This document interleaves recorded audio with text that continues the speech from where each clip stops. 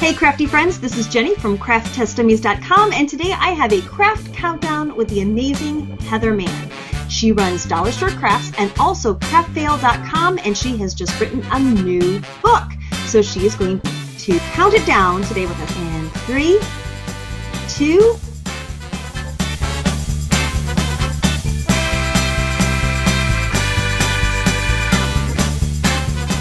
Hey Heather. Hey Jenny, how are you? I'm great. How are things going there on the opposite coast? They are going great. I'm having a good day, and I'm excited to talk to you. Excellent. So, do you want to just dive right in, or you want to do a little preview of the book? Either way. Let's just jump in. Okay. So you have 5 questions you're going to do for us, and it is 5 tools that you can't live without. What are they? Okay, 5 tools that I cannot live without. Number 1 has to be the glue gun. You can't do anything if you don't have a glue gun, and I'm not lying. That's number 1. The second one is my sewing machine, and the reason for that is because I feel like there's no quicker way to construct something than to sew it up and quickly make something with a line on your sewing machine. Mm-hmm. Next, I have to go with my phone, and that is because I have to always take pictures of everything I'm doing, always share pictures online, and without the constant social media stream, I just probably wouldn't be as motivated to craft and share without my phone, so I have to have that. Excellent. The next one is a drill, actually electric screwdriver, but it works like a drill, and that's something that my husband has and that I have been using a lot lately because it's just there's nothing like having access to a power tool that can help you kind of construct stuff and put things together, make holes where you need them, and so I couldn't do without that. And then the final one is googly eyes. Because everything's better with googly eyes. And between the hot glue and the googly eyes, nothing is safe. I don't know about you, but when I go to the dollar store and I see a packet of googly eyes, I have to get it, even though I know I already have like 3 of them at home somewhere. I don't know where they are, so I got to get another package. I always have to pick up googly eyes for sure. You can never have too many googly eyes. It's true, and if you don't know what to do with them, you can just googly eye bomb things, which is something that I do with one of my sons. We get the sticky ones, and we just, like, when we're out and about, we, like, stick little googly eyes on different things, like street signs or whatever, just for fun. That's awesome. And then I'm sure you use your phone and you take a picture of that, right? Oh, yeah. Yeah. Actually, it helped me cope one time. We were on a Ferris wheel, and it was the scariest thing I've ever done in my life. You would not think that a Ferris wheel would be scary. I'm not afraid of heights. I had my 6-year-old son and my 3-year-old son with me on this thing. We felt like we weren't strapped in, and like you're like hovering in the air.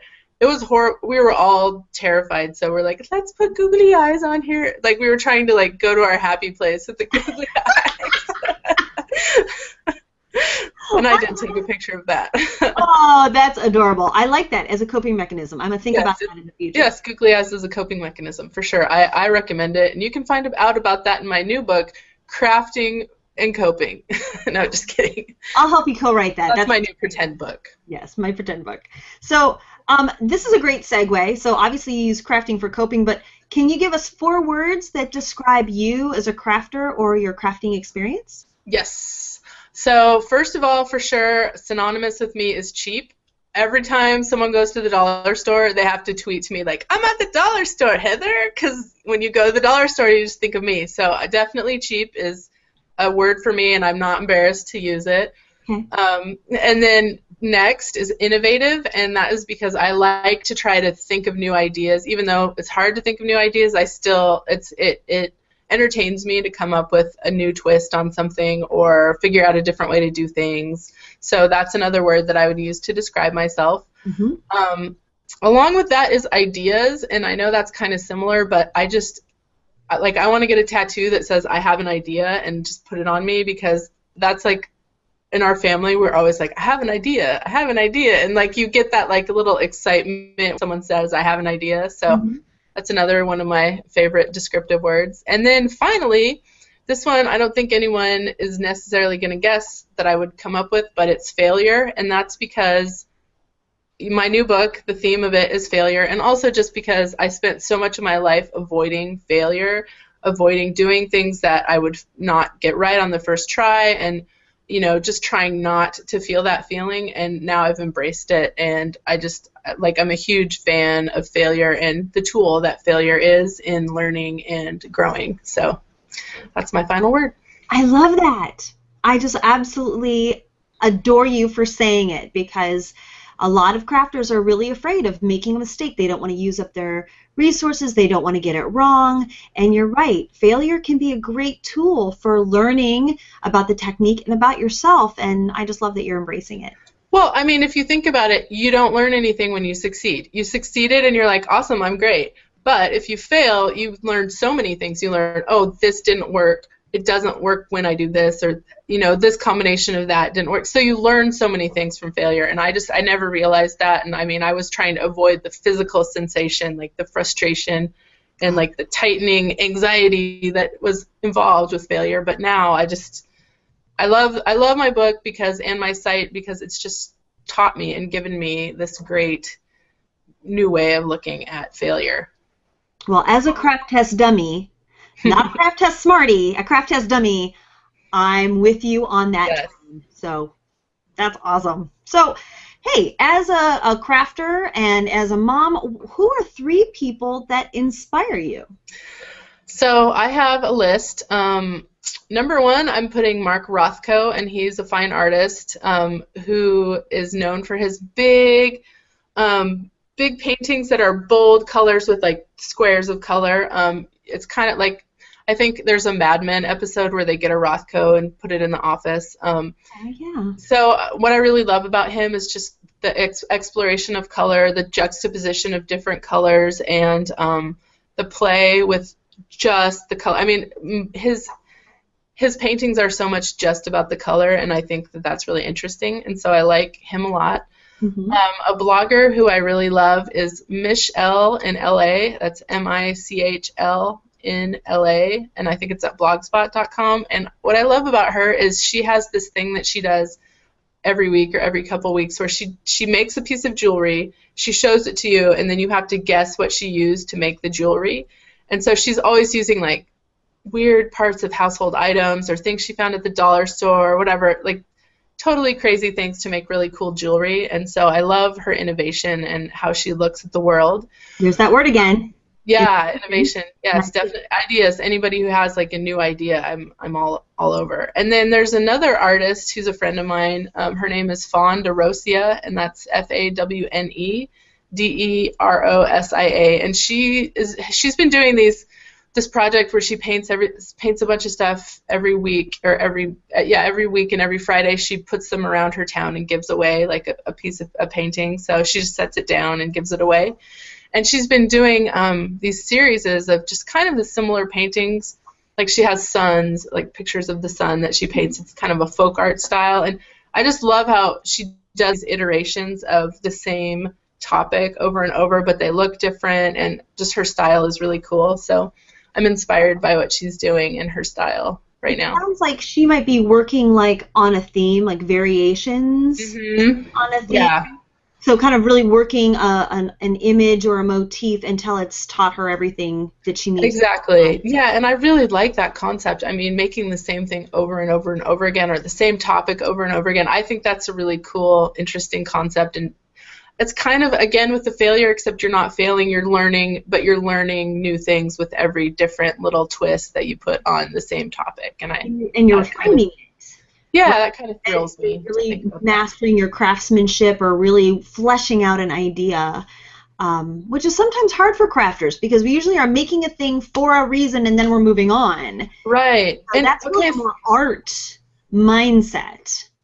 Actually, bringing it back to CraftFail again, that's kind of the thing too, is when you fail the first time, it's a prototype. And so like in actual design and actual art, you are prototyping and you're doing a study of the painting that you're going to do, and then you do it again and you do it again, and then finally maybe like the fourth or fifth time you do your final version. And so that's something really interesting to think about too, is that when I make a craft for the first time ever, maybe it's not going to be my final product. Maybe I should make it again or make it 2 more times. And then finally, when I've done it 4 times, I might know everything or know a lot more about how to really put it together and make it look good and, make great color and design choices for it. And I think that's something to think about too in crafting. It's putting a little bit of design into your crafting is kind of a cool idea too.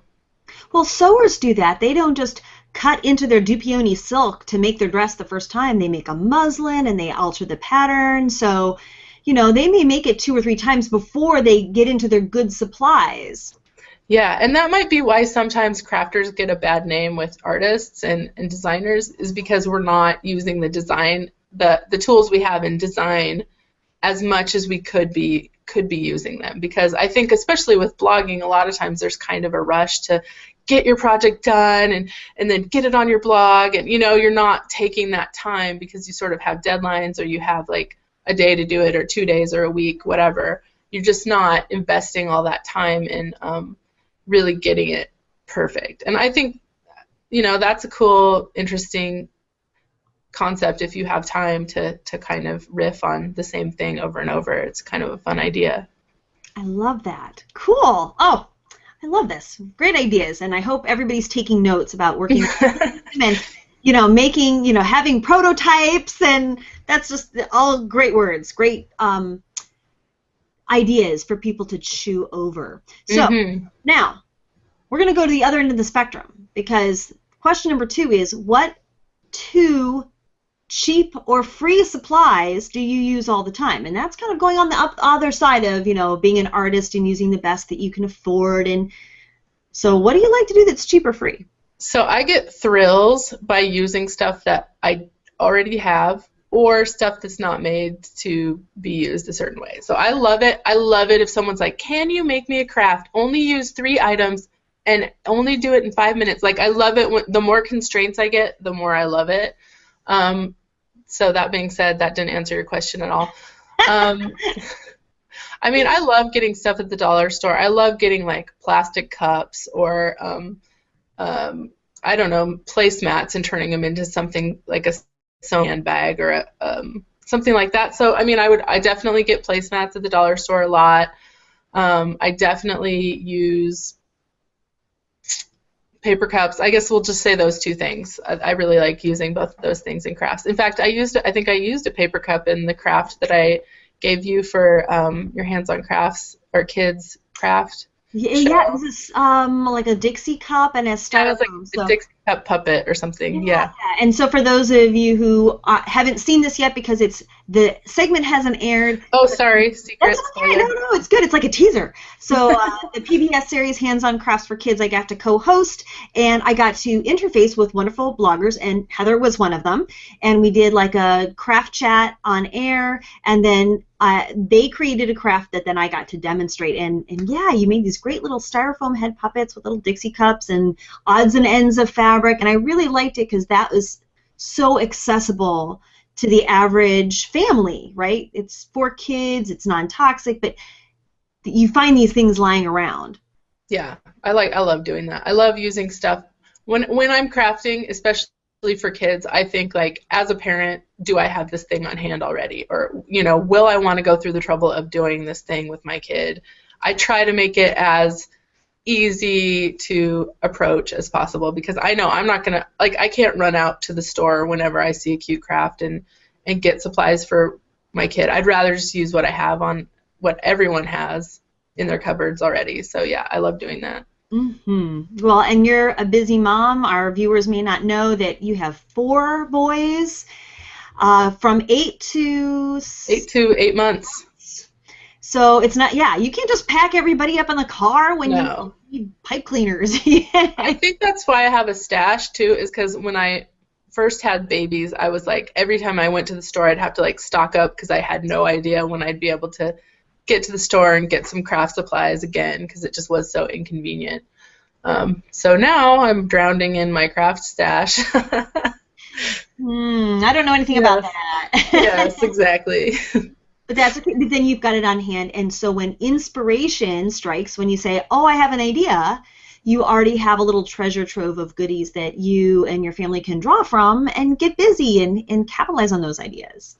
Exactly, and I really do like sometimes I like to see a craft project online and go, oh, can I make that? I don't have 3 of those things. What can I use instead? And I love how it comes out totally different and sometimes wrong. I mean, sometimes that's like a recipe for a craft fail too, is if you're like, oh, I don't have that, but I have this. Let's see what happens. And it's not a happy accident, but it's fun to try. Yeah, there are happy accidents, and then there are the And that's where CraftFail comes in. And that brings us to number 1. So tell us the thing you're most proud of, and I'm guessing it has to do with that new book. Yes, I am. Today is the day that my book comes out, CraftFail, When Handmade Goes Horribly Wrong. And I'm super proud of it. I worked hard on it. I worked hard to make sure that the writing was good and that the jokes were funny, at least hopefully some of them were funny. Mm-hmm. You know, I worked so hard on it, so I'm very proud of it. And there are over 100 fails in here, along with inspiration projects. So you can see what it was supposed to look like and then what it looks like. So, yep, that's my one thing, and I'm super proud of it.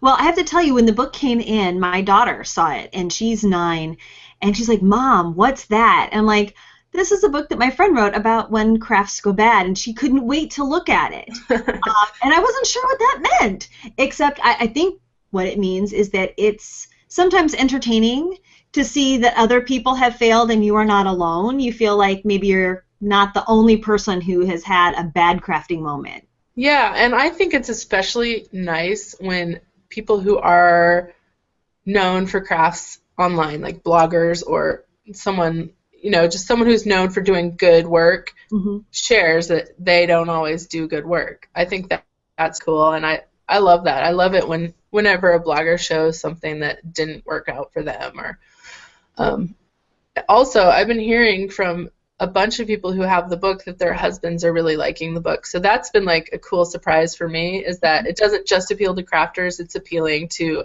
people who aren't working on crafts as much. So that's neat. I just think it's a great book. It's a lot of fun, and I found a lot of little helpful tidbits too. So if you think, oh, it's just about it's negative because it's just all the fails, you actually offer a lot of great tips and insights about how to do certain techniques or certain what am I looking for? I'm looking for like supplies, like how these products work. Would you like to speak to maybe 1 or 2 that you shared in the book? I do, but first, before I do that, can I just say yes about the negative thing? I do want to say about my book how it differs from a lot of other failure-based sites, like fail sites, is that it's all a celebration of the creative process, not about raining on people's parades. We never go around the internet looking for people's crafts and making fun of them. That is not what we do at all. And so everything in the book and everything on the website has been submitted by the people who made it, in an attempt to just kind of laugh at ourselves and have fun at our own expense. And so I think that that's one key and important difference between my site and a lot of other fail sites, is that it's a friendly fail site, is what I call it. And like I said, a celebration of the creative process. That being said, some of the things that we talk about in here are some of the epic fails, I call them, are fails that we've gotten submitted to craftfail.com a lot, and so I took the time to look up some success tips for those things. And so a couple of those are marble nails, the fancy manicure that you get. I don't know if I can find it in here while I'm talking, but so I have tips for how to do a successful marble manicure, and here's a spoiler: you're going to need an hour. It takes a long time to do a good marble manicure. And then the other one is the world famous Sharpie mug you might remember from Pinterest, where you go to the dollar store, you get a dollar store mug, and you draw on it with a Sharpie, and bam, you're done. You have a fancy Sharpie mug. It's got turns out it's not as easy as that, and so I have scrounged up some tips for hopefully some success for that project as well. Well, I really appreciate you giving us the time to share with us. Tell me, where can we find your book?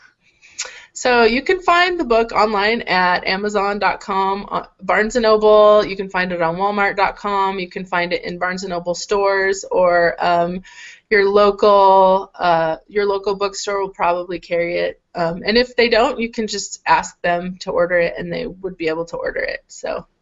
Excellent. Well, thank you again, Heather. I really appreciate you being here. And all of our crafty friends can find you at www.craftfail.com and also at dollarstorecrafts.com. That's right. Thank you for having me. Great to see you, and I'll see you at CHA in a couple months. Oh, yeah. That'll be fun. Thanks a lot, Jenny. All right. Have a good day now. Bye-bye. Okay. Bye. As always, thank you so much for watching. If you found this video helpful, please like and subscribe, and have a crafty day.